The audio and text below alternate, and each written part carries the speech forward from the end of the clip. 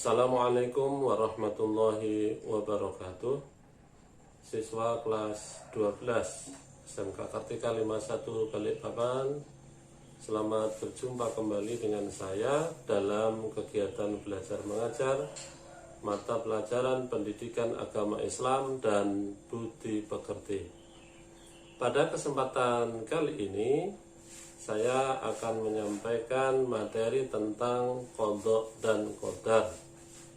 Nah, untuk itu marilah kita segera mulai, dan terlebih dahulu marilah kita berdoa.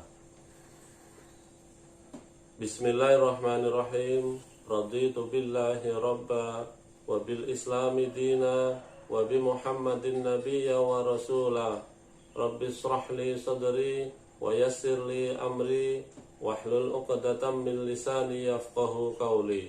Rabbi zidni ilma warzuqni fahma. Amin ya mujibas sa'ilin. Baik, mengawali pembahasan ini tentang qadha dan qadar, nanti akan ada 5 hal yang kita bahas. Yang pertama pengertian, yang kedua tentang dalil atau referensi daripada beriman kepada qadha dan qadarnya Allah, kemudian jenis-jenis qadha dan qadar, ada kisah dan hikmah. Pengertiannya lebih dahulu, qadha dan qadar itu merupakan rukun iman yang ke-6, sebagaimana sabda Nabi Shallallahu Alaihi Wasallam ketika ditanya malaikat Jibril alaihissalam berkenaan dengan iman. Jibril mengajarkan antuk mina billahi wa malaikatihi wa kutubihi wa rusulihi wal yaumil akhiri wa tu'mina bil qadri khairihi wa syarrihi. Nah, ini Jibril yang mengajarkan kepada Nabi, dan Jibril mengatakan seperti itu. Maksudnya, Muhammad, hendaklah kamu percaya kepada Allah, malaikatnya, kitab-kitabnya, rasul-rasulnya, hari akhirat, dan beriman pula dengan qadar atau ketentuan, baik itu ketentuan yang baik maupun yang buruk. Hadis riwayat Bukhari Muslim.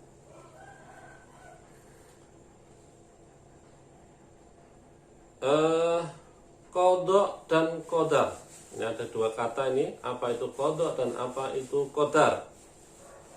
Qadha bahasa hukum, ketetapan, keputusan, perintah, kehendak, mewujudkan, pemberitahuan, dan penciptaan. Banyak sekali ya secara bahasa. Qadha artinya seperti itu. Tapi secara istilah, secara definisi, ya, qadha itu adalah ketetapan Allah sejak zaman azali sesuai dengan kehendaknya tentang segala sesuatu yang berkenaan dengan makhluk. Ini secara istilah. Nah, kehendak Allah sejak zaman azali. Ini perlu saya jelaskan sedikit apa itu zaman azali. Zaman azali itu adalah suatu masa di mana makhluk itu belum ada.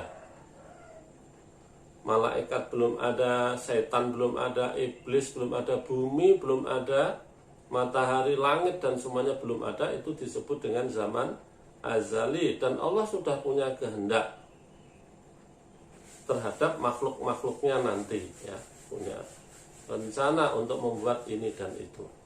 Kemudian berikutnya adalah contoh dari qadha. Ketetapan Allah itu seperti usia. Usia ini berkaitan dengan kematian, maka kematian itu pasti terjadi, itu ketetapan Allah yang tidak bisa dihindari. Kemudian contoh penciptaan bumi. Itu Allah belum mencipta bumi, tetapi Allah sudah merencanakan atau menetapkan. Itu berarti itu adalah termasuk qadha. Sedangkan qadar bagaimana? Secara bahasa, qadar itu juga berarti hukum, kepastian peraturan, dan ukuran ketentuan sesuatu perkara mengikut kadar yang tertentu. Nah, ini memang agak susah ini membedakan antara qada dan qadar. Kita lanjutkan saja tentang istilah apa itu qadar. Qadar ialah perwujudan kehendak Allah terhadap semua makhluknya dalam kadar dan berbentuk tertentu sesuai dengan irodahnya. Irodahnya itu sesuai dengan kehendaknya. Jadi kalau kita sandingkan antara qada dan qadar ini, perbedaannya adalah qada itu rencananya, ya, sedangkan qadar itu adalah perwujudannya atau pelaksanaannya. Misalnya usia manusia misalnya 63 tahun. Nah, itu di dalam ketetapan Allah, di dalam qadanya Allah, itu manusia pasti mati, itu. Tetapi dalam qadarnya, di dalam takarannya tadi, ya, itu 63 tahun. Tetapi itu bisa berubah sesuai dengan usaha dan ikhtiar manusia. Bahkan bisa lebih pendek daripada itu. Kemudian contoh ketentuan Allah sejak azali bahwa manusia akan diciptakan untuk mendiami bumi dengan berbagai ketetapan. Ini contohnya qadar. Kita lanjutkan. Kemudian takdir adalah ketentuan suatu peristiwa yang terjadi karena pilihan makhluk itu sendiri, yang akan dipertanyakan dan dimintai pertanggungjawaban oleh Allah di mahsyar kelak. Nabi Shallallahu Alaihi Wasallam bersabda, hendaklah kamu beriman kepada adanya takdir yang baik dan yang buruk, yang manis dan yang pahit, semuanya dari Allah Subhanahu Wa Taala. Jadi kita umat Islam ini wajib percaya dengan ketentuan Allah yang berupa takdir tadi itu, berupa takdir yang artinya adalah ketentuan suatu peristiwa yang terjadi karena pilihan makhluk itu sendiri, yang nanti akan dimintai pertanggungjawaban oleh Allah Subhanahu Wa Taala di akhirat kelak.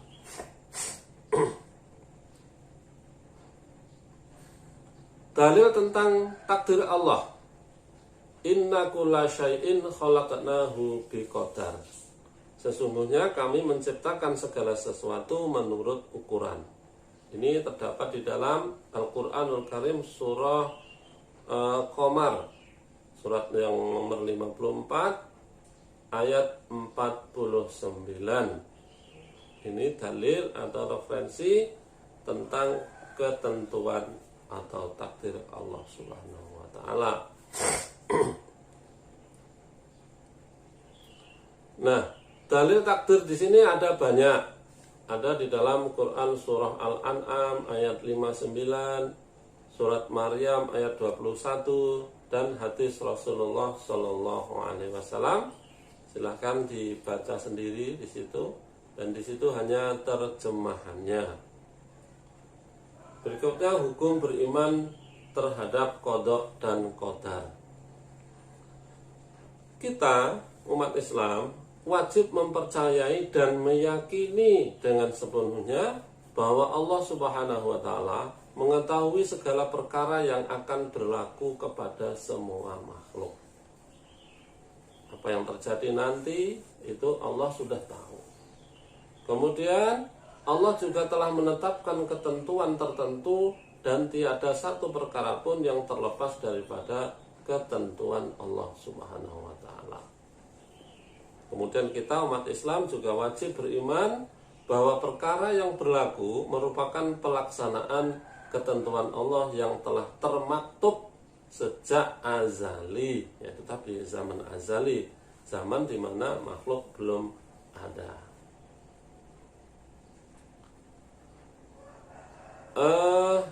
Sayyidina Ibnu Abbas radhiyallahu anhu, semoga Allah meridhoinya, berkata, Al-qadru nadhamut tauhidi faman wahadallahu wa kadzdzaba biqabil qadri faqad naqada takdzibuhu tauhidahu.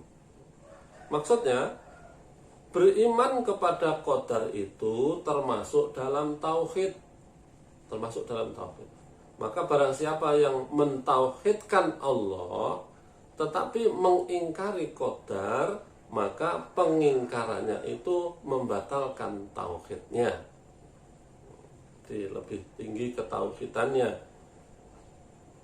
Saya ulangi, berkata Imam Ibnu Abbas radhiyallahu an, beriman kepada qadar itu termasuk dalam tauhid. Maka barang siapa yang mentauhidkan Allah tetapi tidak percaya kepada qadar, maka pengingkarannya itu membatalkan tauhidnya. Kemudian takdir.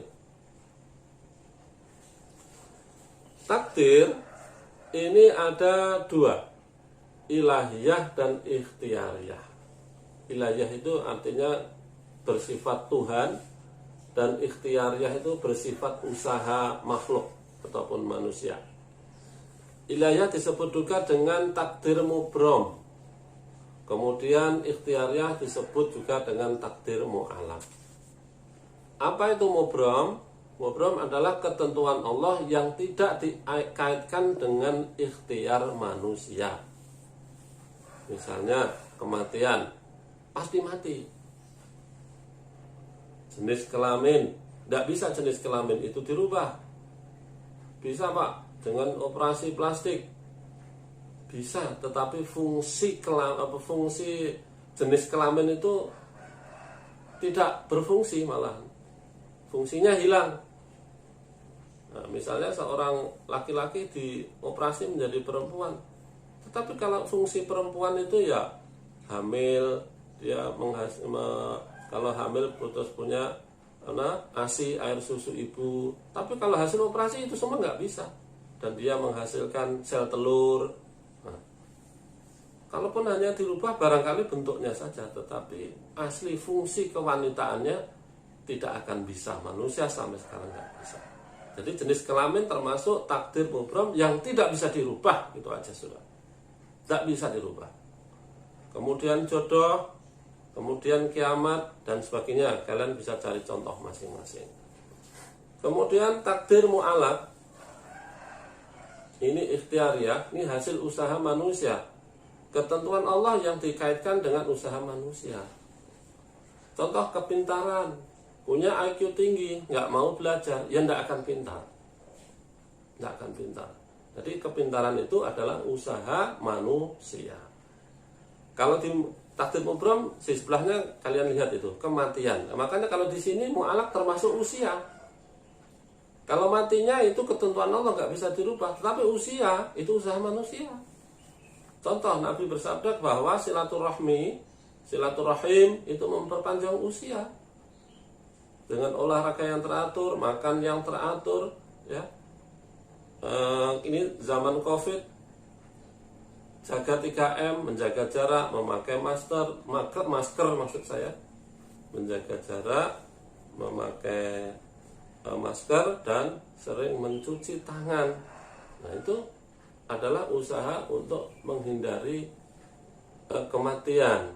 Bukan menghindari kematian ya, maksudnya memperpanjang usia. Kemudian kekayaan. Nah, ini merupakan takdir Allah, tetapi ya tergantung manusianya. Mu'alaq itu artinya tergantung, masih gantung. Usaha manusia.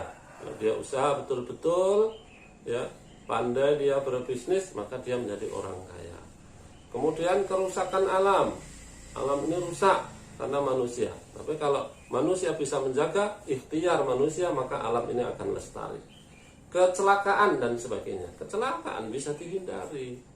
Tapi kalau ceroboh ya sudah, memang seperti itu. Berarti seolah-olah tidak ada ikhtiar ya, seolah-olah.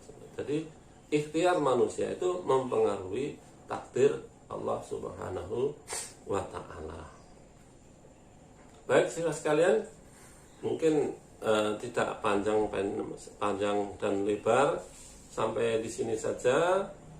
Mudah-mudahan apa yang saya sampaikan sedikit ini memberikan manfaat buat kalian, dan tetap semangat untuk belajar walaupun di tengah pandemi COVID-19 di Balikpapan yang hari ini konon terus meningkat. Maka Bapak pesan lebih berhati-hati ya. Jaga diri dan jaga orang lain, lebih-lebih keluarga kalian sendiri. Kita akhiri dengan doa. Bismillahirrahmanirrahim. Subhanakallahumma wa bihamdika asyhadu an la ilaha illa anta astaghfiruka wa atubu ilaik. Terima kasih. Assalamualaikum